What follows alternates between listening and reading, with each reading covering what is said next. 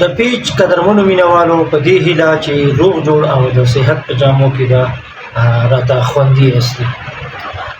قدرمنو دا چې کرکټ نن سبا د نړیوال شلوریز جام هم شروع شوی دی نو په تمامه معنا د خلکو توجه کرکټ ته تاو شوې ده نو دا چې د افغانستان ټیم هم د نړۍ پام ځان ته راوړلی دی نو په دې اړه زموږ ګران او تکړه ملګري فهیم شینواري د شاهد افریدي سره یو مرکه کړې ده او دا خبرې کړې دي راځي اول به دا مرکه واورو وروسته بیا موږ او تاسو خپل یو نظر ورکړو السلام علیکم فهیم کیا حال ہے لالا تم دیر سلامون وړاندې کوم سر بھائی ہوتا ہے کہ میں پښتو میں بات کروں گا ہاں بتاؤ بات آ رہی ہے پښتو کې وګڼه گا ډیر مننه لالا ډیر مننه ډیر خوشاله یم چې تاسو سره پړی کې البته زه خپل د افغانستان مخصوص په جرمني کې ژوند کوم ها زبردست ماشاءالله تاسو لالا تاسو ډیر یو لوی دغه مفهوم ما او تاسو زموږ ویاړ یاستئ تاسو زموږ فخر یاستئ زما پښتنه د افغانستان د ټیم په اړه ده چې دا اوس په شلوریز ورلد کپ کې کوم د افغانستان پرفارمنس دې تاسو په کومه سترګه ګوري او څه مشوره ورته لري چې باقي راتلونکو میچونو کې دوی څه وکړي ما خیال کې افغانستان ټیم ډیر زبردست میچ کړی دی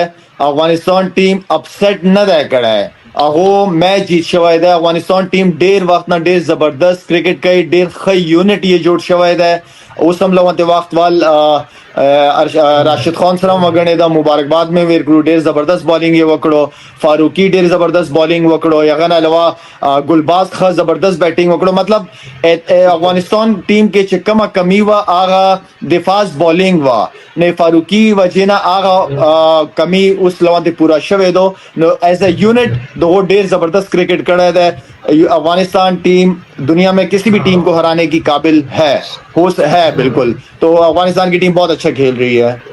او لالا بل پختن تاسو فکر کوئ چې ان شاء الله ته سیمی فائنل پورې به مخکې لاړ شي زموږ لوبډله یا حد اقل فائنل پورې پایلو پورې تاسو په نظر تاسو تجربه مطابق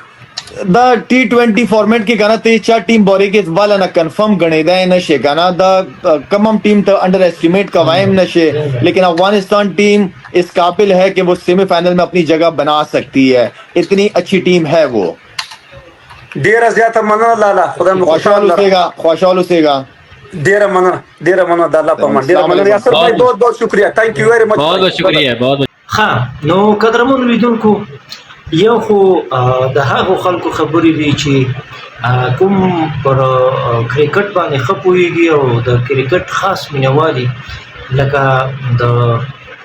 پاکستان د کرکټ پخوانی کیپټن او لوبغاړی افریدی صاحب نو واقعیت دی چې افریدی صاحب د کرکټ یو ځلان ستوری دی او د پاکستان د ټیم د ملا تیر شوی دی نو تاسو ولیدو چې د افغانستان لوبه باندې څومره ښکلی نظر ورکړ یعنی د خپل خبرو کې وی چې د افغانستان ټیم اوس داس یو ټیم دی چې هغه د نړۍ هر ټیم ته یو ګواښ جوړېدای شي او مشکل ورته ایجادولی شي او دغه تیر لوبې چې کومې دي دا په چانس نه بلکې په همت سره وګټلې په ښه لوبې سره یې وګټلې په ښه بالینګ یې وګټلې په ښه بیټینګ یې وګټلې هغه د ګربز او فاروقي او راشد او دا ټول هغه کارکردګیانې اشاره ورته وکړه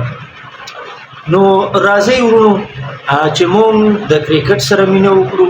د خپلو لوبډلو سره مینه وکړو یعنی دا په کار نه ده چې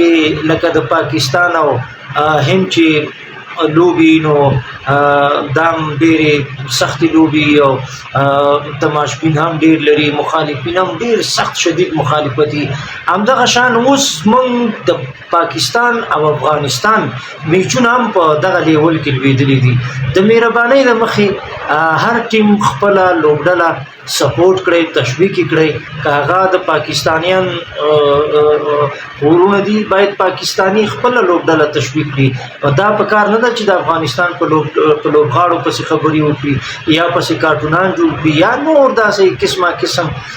تفسیری او غلط نظریات ورکا او نه د افغانستان خلکو مینوالو د لپاره په کار دي چې هغه د پاکستان په لوبډله پسې غلط کارټونان جوړ کا او یا هم غلط پوسټونه پسې وکړه د مهرباني د مخې کرکټ د مینی لوبه ده او پدې کې یو بل ته مینه ورکړي او د اتفاق او د یووالي پیغام کې پروت دی دا پیغام باید ټول نړۍ ته ورسول شي